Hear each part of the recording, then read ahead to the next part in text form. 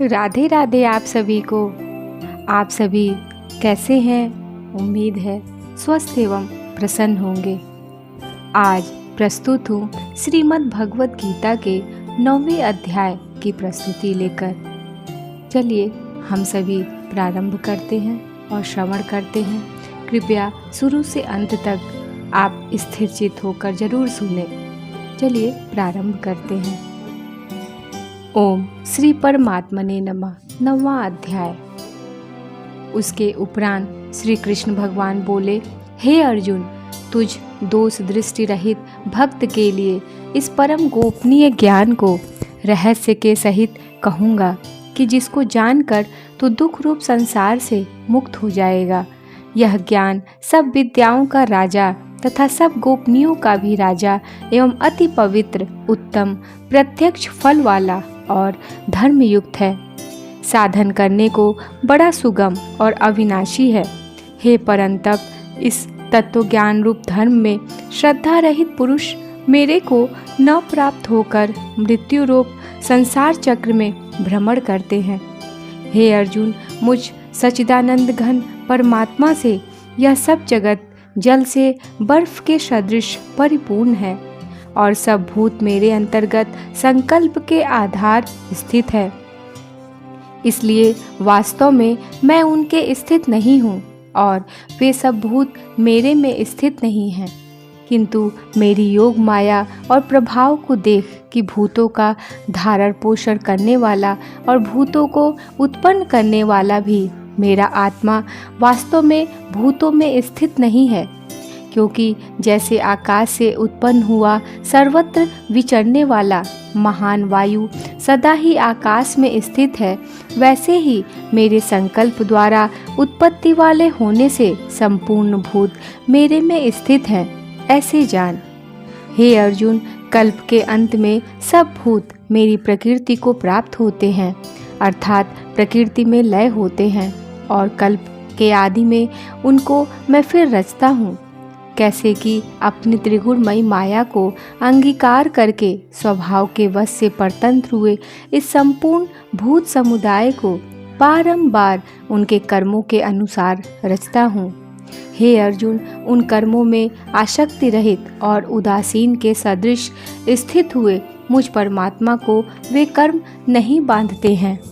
हे अर्जुन, मुझ अधिष्ठाता के सकाश से यह मेरी माया चराचर सहित सर्व जगत को रचती है और इस ऊपर कहे हुए हेतु से ही यह संसार आवागमन रूप चक्र में घूमता है।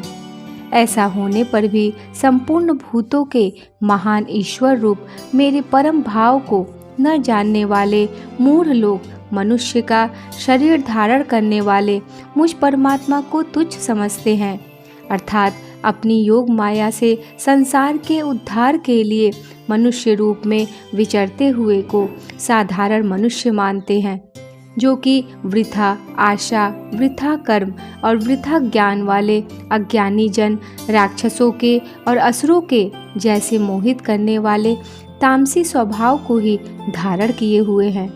परंतु हे कुंती पुत्र, दैवी प्रकृति के आश्रित हुए जो महात्मा जन हैं, वे तो मेरे को सब भूतों का सनातन कारण और नाश रहित अक्षर स्वरूप जानकर अनन्य मन से युक्त हुए निरंतर भजते हैं।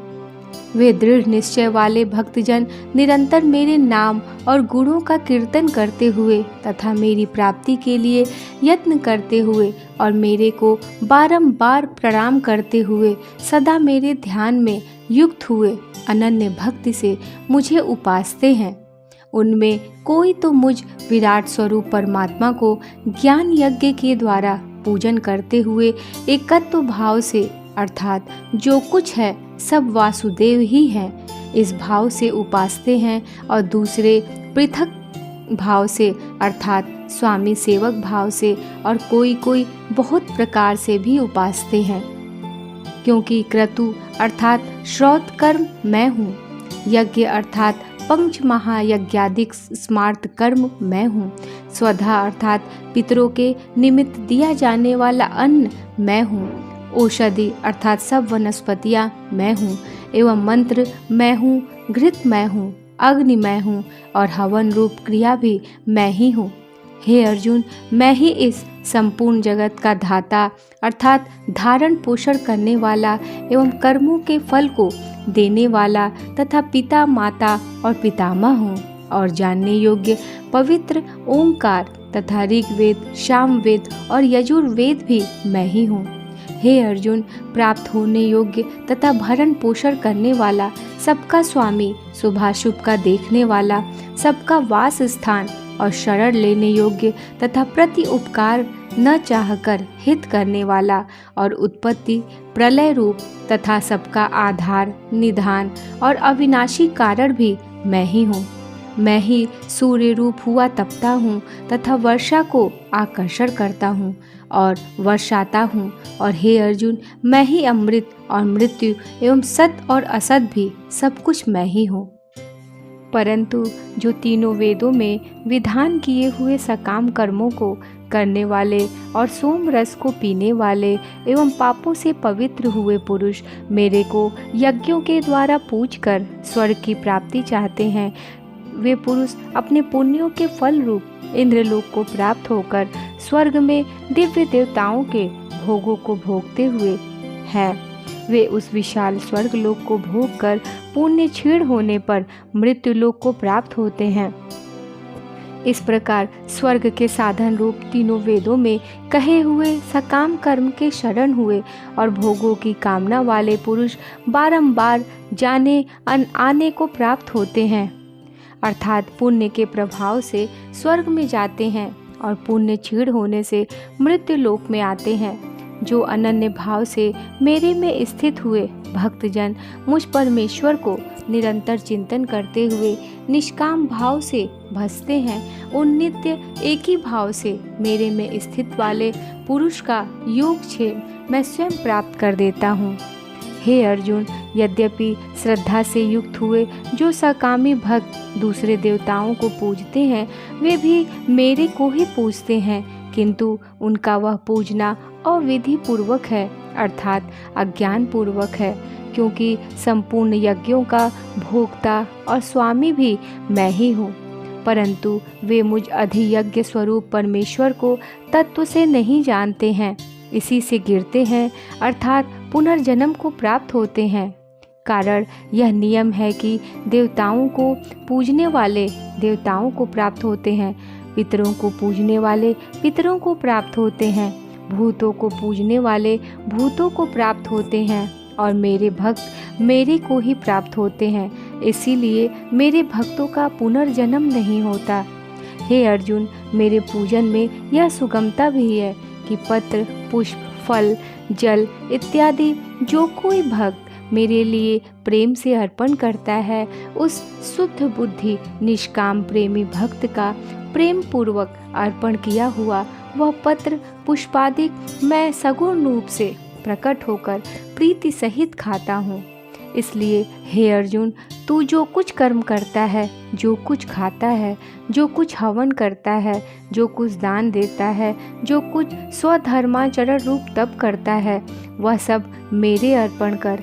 इस प्रकार कर्मों को मेरे अर्पण करने रूप संन्यास योग से युक्त हुए मन वाला तू शुभाशुभ फल रूप कर्म बंधन से मुक्त हो जाएगा और उनसे मुक्त हुआ मेरे को ही प्राप्त होवेगा। यद्यपि मैं सब भूतों में समभाव से व्यापक हूँ, न कोई मेरा अप्रिय है और न प्रिय है, परंतु जो भक्त मेरे को प्रेम से भजते हैं वे मेरे में और मैं भी उनमें प्रत्यक्ष प्रकट हूँ। मेरी भक्ति का और भी प्रभाव सुन।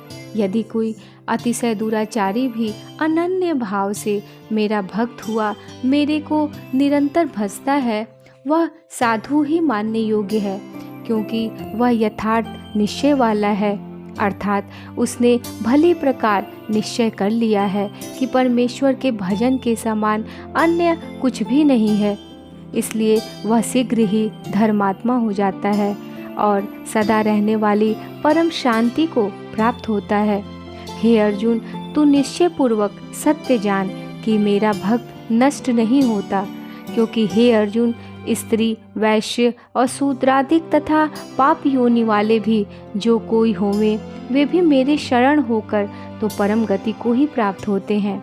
फिर क्या कहना है कि पुण्यशील ब्राह्मण जन तथा राजर्षि भक्तजन परम गति को प्राप्त होते हैं। इसलिए तू सुख रहित और क्षणभंगुर इस मनुष्य शरीर को प्राप्त होकर निरंतर मेरा ही भजन कर।